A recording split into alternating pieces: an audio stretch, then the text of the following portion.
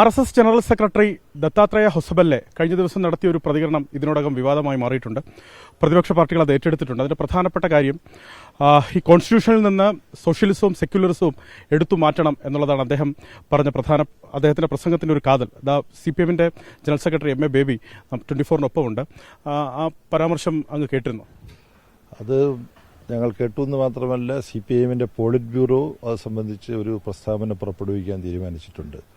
അത് ഇവിടുന്ന് ചർച്ച ചെയ്ത് ഡൽഹിയിൽ നിന്ന് ഒരുപക്ഷെ അതിപ്പോൾ തന്നെ പുറപ്പെടുവിച്ചിട്ടുണ്ടാവും. അതല്ലെങ്കിൽ ഏതാനും മിനിറ്റുകൾക്കുള്ളിൽ CPIM-നെ ഇത് സംബന്ധിച്ച് പറയാനുള്ള കാര്യങ്ങൾ വിശദീകരിച്ചുകൊണ്ടുള്ള പ്രസ്താവന വരുന്നതാണ്.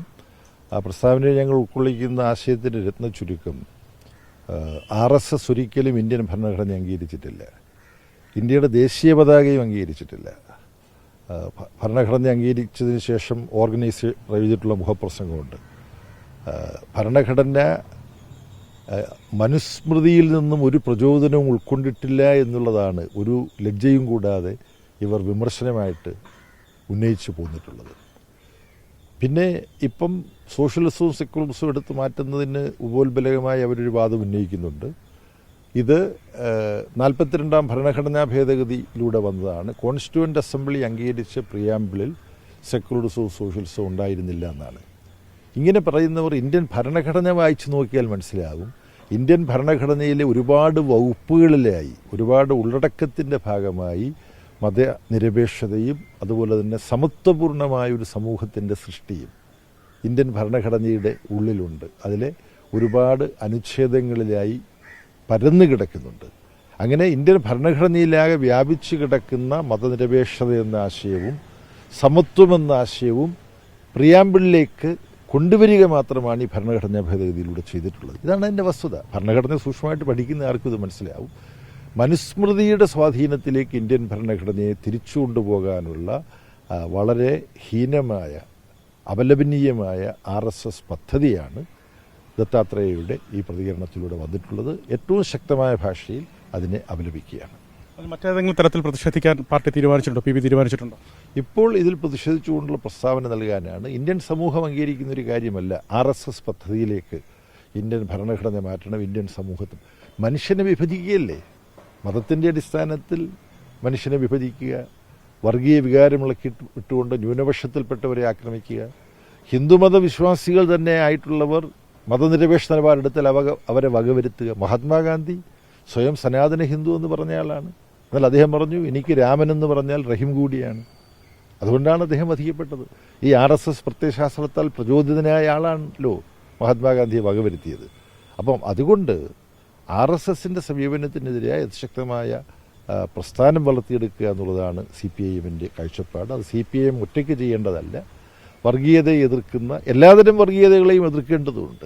അപ്പോൾ RSS വർഗീയതയെ എതിർക്കുന്നു എന്നുള്ള പേരിൽ RSS-നെ പോലെ ന്യൂനപക്ഷ ഭീകരവാദ സംഘടനകൾ ഉണ്ടാക്കാനുള്ള ശ്രമങ്ങളും നമ്മുടെ രാജ്യത്ത് നടക്കുന്നുണ്ട്. ഇതിനെല്ലാം എതിർക്കുന്ന സമീപനമാണ് CPIM-നുള്ളത്. ആ നിലപാടിലേക്ക് കേരളത്തിലെയും ഇന്ത്യയിലെയും ജനങ്ങളെ അണിനിരത്താൻ തുടർന്ന് പലതരത്തിൽ CPIM ശ്രമിക്കുന്നതായിരിക്കും. RSS-ന്റെ മതരാഷ്ട്ര നിർമ്മിതിയിലേക്കുള്ള ചുവടുവെപ്പായി പ്രതിപക്ഷത്തിനോട് ഇത് വിലയിരുത്തിയിട്ടുണ്ട്. മതരാഷ്ട്ര നിർമ്മിതിക്ക് വേണ്ടിയിട്ടുള്ള പ്രവർത്തനങ്ങളാണ് RSS നടത്തിക്കൊണ്ടിരിക്കുന്നത്.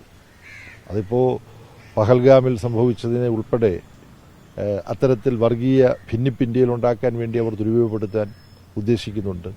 പിന്നെ അവർ അപ്രോപ്രിയേഷൻ നടത്തുന്നുണ്ട്. പലതും തങ്ങളുടേതാക്കി മാറ്റാനുള്ള ശ്രമം നടത്തും. ശ്രീനാരായണ ഗുരുവിനെ ഒരു RSS അനുകൂലിയാക്കി മാറ്റാനുള്ള ബീഭത്സമായ ശ്രമമുണ്ട്. സ്വാമി വിവേകാനന്ദനെ അത്തരത്തിൽ തങ്ങളുടേതാക്കി മാറ്റാനുള്ള ശ്രമമുണ്ട്. അപ്പം ഇതെല്ലാം പലതരത്തിൽ ഈ ഒരു മെജോറിറ്റേറിയൻ കമ്മ്യൂണൽ രാഷ്ട്രമായി പാകിസ്ഥാൻ്റെ ഇന്ത്യൻ പതിപ്പായി ഇന്ത്യയെ മാറ്റാനുള്ള വളരെ ആപൽക്കരമായ നീക്കം അതിവേഗം ഇവർ നടത്തിക്കൊണ്ടിരിക്കുകയാണ്. പക്ഷേ ഇന്ത്യൻ സമൂഹം അതിനെ ചെറുക്കും എന്നുള്ള കാര്യത്തിൽ ഞങ്ങൾക്ക് സംശയമില്ല. ഈ ആപൽക്കരമായ നീക്കത്തിൻ്റെ മറ്റൊരു പതിപ്പല്ലേ ഈ കേരളത്തിൽ രാജ്ഭവനിൽ ഈ കഴിഞ്ഞ ദിവസങ്ങളായി നടക്കുന്ന ഭാരതാംബ വിവാദം? അത് സർവകലാശാലയിലേക്ക് അടക്കമെത്തുന്നത് നമ്മൾ കണ്ടതാണ്. ഗവർണറുടെ ഓഫീസ് അതിൻ്റെ ഗൗരവത്തിൽ പാലിക്കപ്പെടേണ്ട ഒരു ഓഫീസാണ്. വ്യക്തിപരമായി താൻ ഉൾപ്പെട്ട സംഘടന RSS, ആ RSS-ന്റെ പരിപാടിക്ക് ഗവർണറുടെ ഓഫീസിനെ ദുരുപയോഗപ്പെടുത്തിക്കൂടാ. ഇത് ശ്രീ നരേന്ദ്രമോദിയും ശ്രീ അമിത്ഷായും കൂടി ശ്രദ്ധിക്കേണ്ട കാര്യമാണ്. ഗവർണറുടെ ആസ്ഥാനത്തെ RSSന്റെ കാര്യാലയമാക്കി മാറ്റുന്നത് പോലുള്ള പ്രവർത്തനങ്ങളെ കേരളത്തിലെ ജനങ്ങളും ഇന്ത്യയിലെ ജനങ്ങളും ശക്തമായി എതിർക്കും എന്നാണ് ഞാൻ പ്രതീക്ഷിക്കുന്നത്. കൃത്യമായിട്ട് പദ്ധതിയുടെ ഭാഗമായിരുന്നില്ല ഈ സർവകലാശാലയിൽ ഇത്തരത്തിലൊരു പരിപാടി സംഘടിപ്പിക്കുക, അവിടേക്ക് ഈ ഭാരതാംബ കാവിക്കൊടിയൻ്റെ ഭാരതാംബയുടെ ചിത്രം കൊണ്ടുവരിക, ഒരു വലിയ സംഘർഷഭൂമിയാക്കി അവിടെ മാറ്റുക എന്നുള്ളതൊക്കെ ഇത് ആസൂത്രിതമായി തന്നെ ചെയ്യുന്നതാണ്. എല്ലാ കാര്യങ്ങളും ആസൂത്രണം നടത്തി ചെയ്യുന്നവരാണ് RSSകാർ. ആ നിലയിൽ തന്നെയാണ് അതിനെ കാണുന്നത്. വളരെ നന്ദി. അത്തരത്തിൽ അദ്ദേഹം പറഞ്ഞത് RSSന്റെ പദ്ധതിയാണ്, പദ്ധതിയുടെ ഭാഗമാണിതെല്ലാം. അതിലേറ്റവും പ്രധാനപ്പെട്ട കാര്യമാണ് നേരത്തെ സൂചിപ്പിച്ചത്, ഭരണഘടന അംഗീകരിക്കുന്നവരല്ല RSS എന്ന് അദ്ദേഹം പറയുന്നുണ്ട്. RSS പദ്ധതി അംഗീകരിക്കില്ല, അതിന് CPM അപലപിക്കുന്നു. ദത്താത്രേയ ഹൊസബല്ലയുടെ ഈ പ്രസ്താവനയെ CPM അപലപിക്കുന്നു. പ്രതിഷേധങ്ങളിലേക്ക് കടക്കുന്ന കാര്യം പാർട്ടി ആലോചിക്കും എന്ന് അദ്ദേഹം വ്യക്തമാക്കിയിട്ടുണ്ട്. അഭിലാഷ് തൊഴുവൻകോടിനൊപ്പം അലക്സ് റാം മുഹമ്മദ്, 24 തിരുവനന്തപുരം.